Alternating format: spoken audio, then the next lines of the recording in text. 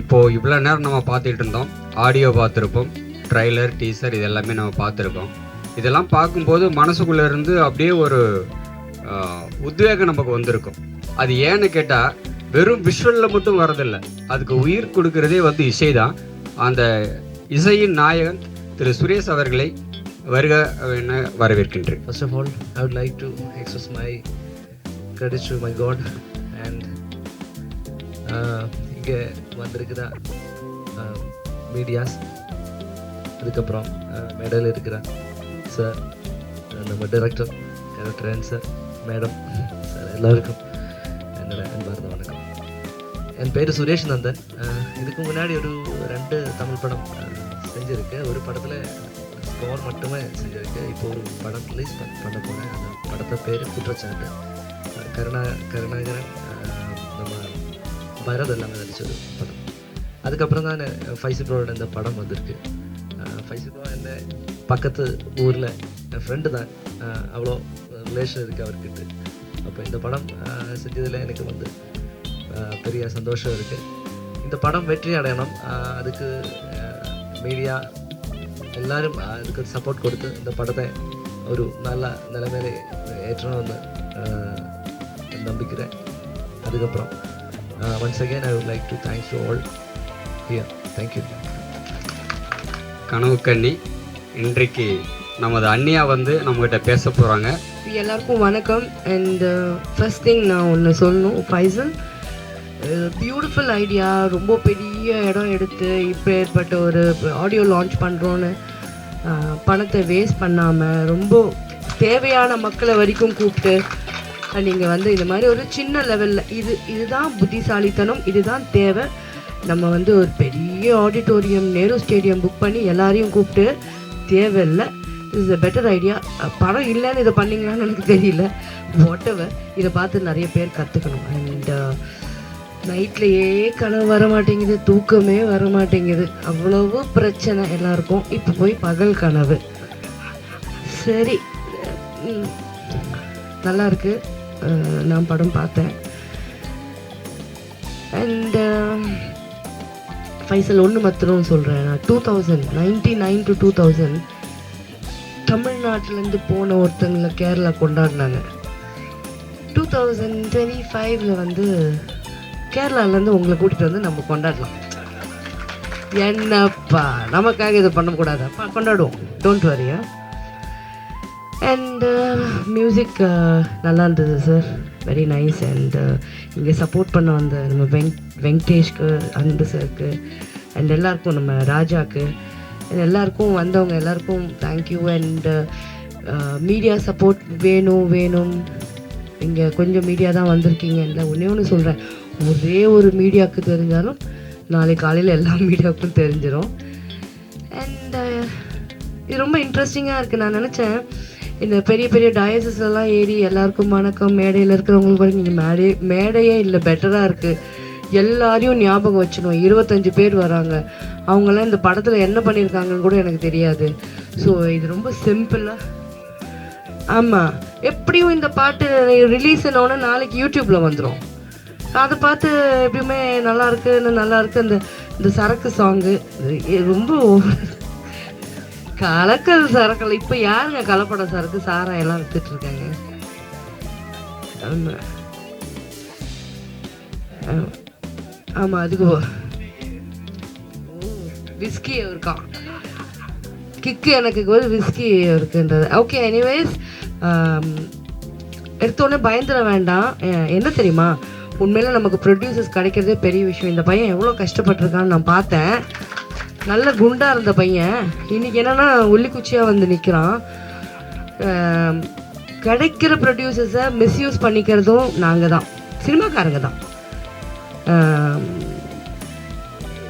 இந்த மாதிரி இவங்களுக்கெல்லாம் நம்ம ஹெல்ப் பண்ணி இவங்களெல்லாம் நம்ம இன்னொரு படம் எடுத்து வைக்கணும் நம்ம நினைக்கிறோம். நம்ம தான் நினைக்கணும், நம்ம தான் ஓட விட்டுறோம். ஸோ இந்த பையன் நீ ஓடாத, இங்கே இரு ஃபைசல், தைரியமாக இரு, கடவுள் இருக்காரு, நீ பட்ட கஷ்டத்துக்கு கண்டிப்பாக ஒரு பலன் இருக்கும்ல, அது உனக்கு இன்ஷா அல்லாஹ் கண்டிப்பாக கிடைக்கும். அண்டு படம் பாருங்கள், ஒரு வாட்டி பார்க்குற மாதிரி தான் இருக்குது. சும்மா ஓஹோலாம் சும்மா 100 வாட்டி 200 வாட்டி பார்க்குறாங்க முடியாதுங்க. யார் படத்தையுமே அவளை பார்க்க முடியல, சரிங்களா?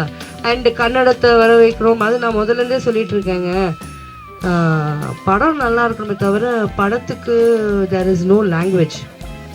சரியா? அதனால அதை பற்றி இல்லை. நல்லா இருந்தால் படம் பார்ப்பாங்க, கொஞ்சம் கிளாமர் இருந்தால் இன்னும் கொஞ்சம் பார்ப்பாங்க, கொஞ்சம் கதை இருந்தால் கொஞ்சம். அதானே உண்மை. சும்மா ஒன்றுமே இல்லாமல் நான் பார்க்க கதையும் இல்லை, இப்போது ஹீரோயின்ஸும் அழகாக இல்லை, பையன் ஹீரோவும் 6 பேக்லாம் வச்சுக்கல, அப்புறம் என்ன தான் பார்க்குறது படத்தில்? அந்த ஒரு பேயை வச்சு பார்த்துட்டு யாரோ ஒருத்தர் ரசித்தார், பேய வெங்கடேஷ். பேயை திருப்பி திருப்பி பார்க்கணும் போல இருக்கான். பேய் நம்பர் கொஞ்சம் கொடுத்துருங்க, அவர் கூப்பிட்டு பார்த்துப்பார். Anyways, thank you very much. It was a pleasant evening. Please இந்த மாதிரி ஆடியோ லான்ச்க்கோ இல்லை டீசர் இல்லை ட்ரெய்லர் இந்த மாதிரி ஃபர்ஸ்ட் லுக்குக்கோ இந்த மாதிரி சின்ன இடமா பார்த்து முக்கியமான மெம்பர்ஸை கூப்பிட்டு மட்டும் பண்ணுங்கள். செலவு அதிகம் பண்ணாதீங்க, ஏன்னா திருப்பி வருமானம் எடுக்கிறது ரொம்ப கஷ்டம். நீங்களாம் நிறைய படம் எங்களுக்கு பண்ணணும். Thank you very much. May all God bless you. எல்லாரும் அவரோட எதிர்பார்த்துட்டு இருந்த நம்மளுடைய சிறுபட தயாரிப்பாளர்களின் தலைவர், பேசுவதற்கு மிக இனிமையானவர். ஆனால் அவர் சினிமாவை கொஞ்சம் கொஞ்சமாக ரசித்து அவர் இன்றைக்கி பெரிய அளவில் சினிமா மேலே மோகம் இருக்கக்கூடிய அனைத்து தயாரிப்பாளர்களையும் மேடை ஏற்றி பார்க்கணும் அப்படின்னு லட்சியத்தோடு இருக்கக்கூடிய நம்மளுடைய தலைவர் இப்பொழுது சிறப்புரையாற்றுவார். வணக்கம். வந்திருக்க மீடியா நண்பர்களுக்கு என்னுடைய பணிவான வணக்கம் தெரிவிச்சுக்கிறேன். இங்கே மேடையில் தம்பி சொன்னா போல கனவு கண்ணி தமிழ்நாட்டின் அண்ணின்னு நான் சொன்னேன். உண்மையிலேயே வைசராஜ் 2 நாளைக்கு சொன்னேன், நீ யாரை கூப்பிடவே சைக்கிளா மேலே வரணும் அப்படின்னேன். உண்மையாக சொன்னேன் இல்லையா ராஜா? ஏன்னு கேட்டால், நான்லாம் சின்ன பிள்ளையாக இருக்கும்போது போஸ்டெல்லாம் பார்த்து அவ்வளோ ஜாலியாக ரசிப்போம். சின்ன பிள்ளையாக இருக்கும்போது எல்லா காரணம் தான். சின்ன பிள்ளை நான் 20 வயசு தான். அப்போல்லாம் சின்ன பிள்ளை 5 வயசு 4 வயசு சொல்ல முடியும். என்ன மேடம், உண்மை தானே? 20 வயசு. அதுக்கப்புறம் ஜல்லிக்கட்டு காலைன்னு ஒரு படம் பார்த்தேன். இப்போ கூட நேற்று கூட போட்டு நான் யூடியூப் போட்டு எனக்கு நான் சாயந்தரம் எக்ஸசைஸ் செஞ்சுட்ருப்பேன். அப்போ எனக்கு நான் கவுண்டமணி எனக்கு ரொம்ப பிடிக்கும். இப்போயும் சரி, என்றைக்கும் சரி, இன்னும் 100 வருஷம்லாம் கவுண்டமணி தான். அப்போ அந்த படத்தில் ஜல்லிக்கட்டு காலையில் பொண்ணு பார்க்க வருவாரில் கவுண்டமணி, சைக்கிளா மேடம். அப்போ சைக்கிளா மேடம் பார்த்தீங்கன்னா அப்படியே ஹீரோனி மாரி இருப்பாங்க. இன்றைக்கெல்லாம் ஹீரோயின்னு சொல்ல முடியாது, அப்படி இருப்பாங்க. அப்பேற்பட்ட ஒரு சைக்கிளை அப்படி கூப்பிடணும், அப்போ தான் நமக்கு ஒரு மிகப்பெரிய கண்ணு சொன்னேன். காரணம் கேட்டிங்கன்னா, இன்றைக்கி பொதுவாகவே எல்லா படத்துலையும் யாரும் வரதே இல்லை. இப்போ ஒரு படம் எல்லோரும் எடுக்கும்போது அந்த படத்தில் நடித்து எல்லாருமே வரணும். யாருமே வரலை. ஹீரோயினி இந்த படத்துக்கு வரல. கூல் சுரேஷ் நம்ம சங்கத்தில் உறுப்பினர், கம்பல்சரி வரல. ஏன்னா மேடம் எல்லா பரிசிலும் வந்துக்கிறாங்க, எப்படி தான் வந்துடுறாங்க. இப்போ கூட சொன்னேன், வந்து சாரின்னு சொல்லிட்டு வந்தாங்கன்னா ஜஸ்ட் நேசிக்கணும். இப்போ சினிமா நேசிக்கிறதுனால தான் 30-40 வருஷமாக நிற்கிறாங்க. இப்போ நான் 89 வந்தேன், இன்னி வரைக்கும் நிற்கிறேன்னா என்னோடய உழைப்போட என்னோடய கஷ்டம் தான் அதிகம். கொஞ்சம் நேரம் கஷ்டப்பட்டு வரல, எல்லாத்தையும் தாண்டி வந்தோன்னா சினிமாவில் சாதிக்கணும் அப்படின்னா நம்மளுடைய லட்சியத்தையே மாறவே கூடாது. நம்மளோட ஒழுக்கம் கண்டிப்பாக இருக்கணும். எப்போ என்றைக்கு நம்ம சினிமா விட்டு ஊரை விட்டு வந்தோமோ அந்த லட்சியத்தை இருந்தோம்னா ஒன்றும் இல்லை. நீ பைசல் ராஜா டைரக்டரு, ஹீரோ, பிடிச்சரு. ஆனால் ஹீரோக்குள்ள அந்தஸ்து எல்லாமே இருக்குது. ஆனால் என்னன்னா 3 ஒன்றா எடுத்ததுனால தான் மேடம் சொன்ன மாரி உடம்பை விட்டுட்டாப்புல. இப்போயும் நான் சொல்கிறேன், கோச்சிக்காது யாருமே. ஃபஸ்ட்டு ஹீரோ நடிங்க, டைரக்டராக ஃபஸ்ட்டு பண்ணுங்கள், 2வது 3வது பிடிச்சிடா, ஏதாவது ஒன்று கான்செப்ட் பண்ணுங்கள், அப்போ தான் ஜெயிக்க முடியும். ஏன்னா இன்றைக்கி வர்ற படம் எல்லாருமே தியேட்டரில் கலெக்ஷனே வரல. இப்போ ஒரு படம் எடுத்து ரிலீஸ் பண்ணணும், போஸ்ட் காசுலேருந்து பப்ளிசிட்டிலேருந்து எல்லாம் பண்ணி கடைசியாக தியேட்டரில் போனால் ஒரு 10 பேர் உட்காந்தா தியேட்டர் வாடகை போகுமா, கரண்ட் பில் வருமா, நமக்கு ஷேர் வருமா? அதெல்லாம் என்னன்னா நம்ம படத்தை மெயின் தெளிவாக எடுக்கணும். அவங்க சொன்னாங்க மேடம், ஓஹோ ஆகணும், இந்த படம் இவரோட கெப்பாசிட்டி இன்றைக்கி இந்த படத்தை இவ்வளோ தான், பகல் கனவு அப்படின்னா தியேட்டரில் போவோம். என்னன்னா ஒரு 100 பேர் வருவாங்க, படம் நல்லா இருந்தால் அடுத்த பேர். இன்னொன்று தியேட்டரில் பார்த்தீங்கன்னா கரெக்டாக 11:30 மணி ஷோ தான் கிடைக்கும், அதுக்கப்புறம் மறுநாள் ஷோ தான் கிடைக்கும். இதே 25 வருஷத்துக்கு முன்னெல்லாம் 11:30 மணி ஷோ ஒன்று, 3 மணி ஷோ ஒன்று, 6 மணி ஷோ ஒன்று, நைட்டு 10 மணி ஷோ. அந்த 4 ஷோ ஒரே படம் தான் ஓடும். அப்போ நம்ம என்ன பண்ணுவோம், ரிப்பீட் அந்த படம் நல்லா நாளே வெளியே வரும்போது படம் பரவாயில்ல சார் பார்க்கலாங்க, நம்ம திருப்பி உடனே 3 மணி ஷோ போவோம். 3 மணிக்கு போனதுக்கப்புறம் 6 மணிக்கு நிற்பாங்க ஒரு 10 பேர் தேட்டர் பண்ணிட்டு. அவங்க எப்படி படம்னா பரவாயில்ல சார், அவங்க இப்படி 4 ஷோ ஒன்றா தான் அந்த ப்ரொடியூசருக்கும் அந்த டிஸ்ட்ரிபியூட்டருக்கும் தேட்டர் கலெக்ஷன் வரும். ஒரே ஷோ ஓட்டிட்டா எப்படி கலெக்ஷன் வரும்? நான் ஓப்பனாக சொன்னேன்னா நம்ம தேட்டருக்காலையும் குறை சொல்ல முடியாது. நம்ம படம் முன்ன ஒழுங்காக எடுக்கணும். ஒரு மேக்ஸிமம் நம்ம கராத்தராஜ் இப்போ சைக்கிளமெல்லாம் எப்படியா ஓட்டிட்டுக்கே ஓடிடும். இன்றைக்கி ஏதாவது ஒரு சேனலில் கூட யார் மெயின் சைக்கிளாக நடிச்சிட்டாங்க, யார் கராத்தராஜா, சரி ஏதாவது ஒரு அமௌண்ட் கேளு, ஒரு 5 லட்ச ரூபாய் கூட ஓட்டிட்டு கொடுக்கலாம் அப்படிங்கிறது. என்ன காரணம், நீங்கள் முன்ன சினிமாவை கற்றுக்கங்க. இப்போ நான் சொன்ன தம்பி, ஏன்னா ஒரு படம் எடுக்கணும், ஒரு சங்கத்தை போய் அணுகுங்க. அவன் நல்லவனா கெட்டவனா எப்படி தெரிஞ்சுக்கங்க. நம்ம வெங்கடேசெல்லாம் என்னெல்லாம் நல்ல நல்லா எப்படி இருந்துருக்கேன், ஸ்ட்ரெயிட்டாக போயிடுவேன். தப்பாக நேராக இறங்கி போய் என்ன வேணுமோ இறங்கி பிரச்சனை வா பார்த்து சொல்லுவேன். என்னென்னா இந்த அதே மாதிரி சைக்கிளாக மட்டும் மாதிரி ஓப்பனாக பேசுகிறாங்க தெளிவாக. எங்கே அது யூடியூப் இருந்தாலும் சரி, சினிமாவில் ஸ்டேஜ் அதுமாரி 3 மணி நேரம் உட்கார வச்சு இருக்கிற யார் முழுக்க அவன் வந்தான் இவன் வந்தான் அவன் போனால் யாருமே தெரியாமல் பேச வச்சு கடைசியாக முடிக்கும் போது அந்த மீடியாக்கார முழுக்க நொந்து நுழைய அந்த கண்ணட்டே போகிறதில்ல. எப்படி அந்த கண்ணட்டே போகிறதில்ல. அது நான் எனக்கே தெரியும். என்ன காரணம், 3 மணி நேரம் யார் உட்காந்து போகிறோம். இன்றைக்கி இன்ஸ்டாகிராம் 3 நிமிஷத்தில் போகிறோம். அதனால் ஆமாம் ஆஃப் பண்ணிவிட்டு மைக் ஆஃப் பண்ணி பார்த்தா அந்த ரெட் லைட் எரியுதான் பார்த்தா எரியாது. நான் ஸ்டேஜ் தான் பார்த்துக்குவேன். அது தப்பு நம்ம மேலே தான். நான் என்ன சொல்கிறேன்னா, சினிமாவில் நடித்தவங்க அந்த படத்தில் நடித்தவங்களை கூப்பிட்டா மட்டும்தான் படத்துக்கு ப்ரொமோஷன் கிடைக்கும். நீ ரோட்டில் ஃபுல்லாக கூட்ட வச்சு வரிசை உட்கார வச்சு நீ எனக்கு 5000 கொடு நீ 10000 கொடுனா அவன் வந்து என்னது பேசுவான், படம் நல்லா இருக்கா நல்லா இல்லைன்னு அவனுக்கு இந்த படம் அப்படின்னு சொல்லிட்டு உடனே அரசியலுக்கு போடுறான், இல்லை அவன் ஊருக்கு அதை பேசுகிறான். அப்போ எப்படி படம்? நான் என்ன சொல்கிறேன்னா, இந்த படத்துக்கு இப்போ நடித்த சைக்கிள் மட்டும் இருந்தாங்க அந்த ராஜா அந்த கூல் சுரேஷ் வரணும். ஏன்னா கூல் சுரேஷ் பயங்கரமான பப்ளிசிட்டியானவர். அவர் வந்து படத்துக்கு வரணும். ஏன் வரலன்னா அது தப்பு. கூல் சுரேஷ் சங்கில் விருப்பம் வந்தாலும் தப்புன்னு சொல்லி என்ன கண்ணா அந்த பையன் வந்தால் ஒரு ஒரு ஒரு சப்போர்ட்டாக இருக்கும்ல. அதனால் இவர் வந்து இப்போ கேரளாவில் வந்து தமிழில் படம் எடுத்துருக்காரு, மொழியே தெரியாது. இந்த மாதிரி தக்கு புக்குன்னாரு. அதுக்கப்புறம் வந்தார். அதனால் இவர் நம்ம என்ன பண்ணோம்னா படத்தை காப்பாற்றுது. அது யாராக இருந்தாலும் சரி அது வரணுன்னு தான் என்னோட கடமை. கோயம்புத்தூர் என்ன இருக்குது, புறம் தள்ளி போடலாம் வரல. ஏன்னா ஒரு படத்தை காப்பாற்றுது மெயின் அந்த டெக்னீஷியன் தான். அந்த நடிச்சவத்தோட ஹீரோ ஹீரோயினி கூட உள்ள மொத்த சைடு ஆர்டிஸ்ட் இருந்தால் தான் அந்த படத்துக்கு வெற்றி. யாருமே வராமல் நம்ம சும்மா சீப் பேசினு போய் 4 பேரை கூட்டு. இப்போ என்னோட சங்க படம் நான் வந்துட்டேன், ஒன்றுமே இல்லாமல் யாரோ ஒருத்தர் கூட அவன் என்னத்தை பேசுவான், எதை பேசுவான், எதுவும் பேச மாட்டான். தம்பி கராத்தே ராஜா, தம்பி பைசல் ராஜா, மாபெரும் நடிகை சக்கீலா அவர்களும் தம்பி வெங்கடேஷ் அவர்களும் சொல்லிட்டு இந்த படத்தில் பார்த்தேன். ஓடுனா என்ன பேசுவீங்க? நான் என்ன சொல்கிறேன்னா, படத்தில் நடிச்ச எல்லாரையும் எப்படியாவது கூப்பிட்டு ஃபங்க்ஷன் பண்ணுங்க. அதேமாரி மேடம் சொன்னதான், எங்கே போனாலும் 1 மணி நேரம் மிஞ்சி போனால் ஃபங்க்ஷன் நடத்துங்க. அப்போ தான் சினிமா உருப்படும், சினிமாவில் கண்டென்ட் வரும். இல்லைன்னா ஒன்றுமே வராது. என்னங்க எங்க அவனுக்கு வேலை பண்ண 3 நிமிஷமே இன்ஸ்டாகிராம் வாங்க மாட்டேங்கிறான். ஒரு வீடியோ நான் போட்டால் கூட நானே 5 நிமிஷம் பேசுவேன். பார்த்தேனேம்மா எங்கே சொல்லும்மா என்ன பார்த்து சொல்லும்மா நீ இப்படி சொல்லலை உதப்பாம்மா. ஆனால் பாதி பார்த்தேனே அப்போ பாதியை பார்த்துட்டு ஏச்சுப்பேன் அப்படின்னு சொல்லும்போது இல்லைண்ணா அப்படி சொல்லி அப்புறம் என்ன காரணம்னா, சினிமாவை நம்புறவங்க சினிமா நேசிக்கணும், சினிமாவை நம்பணும். அப்போ தான் நீங்களே என்னமாரி ஒரு ஆளை வர முடியும், நீங்களே என்னமாரி பேச முடியும், எதுவாக இருந்தாலும் சாதிக்க முடியும். இல்லைன்னா முடியாது. என்ன காரணம், ஏமாத்துறது தான் பாதி பேர் வர்றான். எப்படி நான் இன்னும் சொல்லிடுறேன், எங்கள் சங்கத்திலே பாதி புடிசர் ஏமாத்துறான், எங்கள் சங்கத்திலே பாதி புடிசர் ஏமாத்துறான். பணமே இல்லாமல் பணம் எடுக்க சொல்லி வந்து சேர்ந்துக்கிட்டு அங்கேருந்து போய் ஹீரோ பணம் கேட்குறான், 10,000 லட்சம் கொடு, நான் ஹீரோயின்ட்ட கேட்டு வாங்குறேன். அவன் என்ன பண்ணுறான், எனக்கு ஃபோன் பண்ணுறான், சார் 10 லட்சம் பணம் கேட்குறான் சார். என்ன யோ நீ ஹீரோ நடிச்சா நடி, இல்லையே நடிக்காத பணம் சொல்லி அப்புறம் இல்லைண்ணே. ஏன்னா இன்னைக்கு பாதி பேர் பிடிச்சதை ஏமாத்துறான். ஓப்பனாக சொல்லுது, நீங்கள் வைரலாக போடுங்க. இன்றைக்கி டெக்னீஷியன்லாம் கஷ்டப்படுறான், பிடிச்சவங்களுக்கு ஏமாத்துறான் பாதி பேர். நான் எல்லாரையும் சொல்லலை, 100க்கு 25 பேர் ஏமாத்துறான். நான் என்ன பண்ண முடியும், சிறு படத்தை பசங்க எல்லாருக்கும் நான் சப்போர்ட் தான் பண்ண முடியும். ஆனால் படமே எடுக்காமல் எதுவுமே எடுக்காமல் இந்த ஐடி கார்டு மட்டும் வச்சுக்கிட்டு நான் ஜெயிலுக்கு போகிறேன் பார்த்துக்க, நான் படம் இருக்கிற இப்படி சொன்னேன். சினிமா எப்படி உருப்படும்? இன்னொன்று 25 வருஷத்துக்கு முன்ன சினிமா உங்களுக்கு தியேட்டர் மட்டும் இருந்துச்சு, நம்ம எல்லோரும் பார்த்தோம். இப்போ செல்ஃபோனில் படம் எடுக்கிறாங்க. செல்ஃபோனில் படம் எடுத்தால் உலகமே மொத்தமும் கையில் அடங்கிடுச்சு. இன்றைக்கி பொண்டாட்டி இல்லாட்டினாலும் செல்லு இருந்தால் இருந்துருவோம், புள்ள இல்லையா போனால் போய் செல்லு இருந்தால் போகும். அப்படிங்கும்போது அதையெல்லாம் மீறி தியேட்டர் வர வைக்கணும்னா நம்ம மெயினாக படம் நல்லா எடுக்கணும்.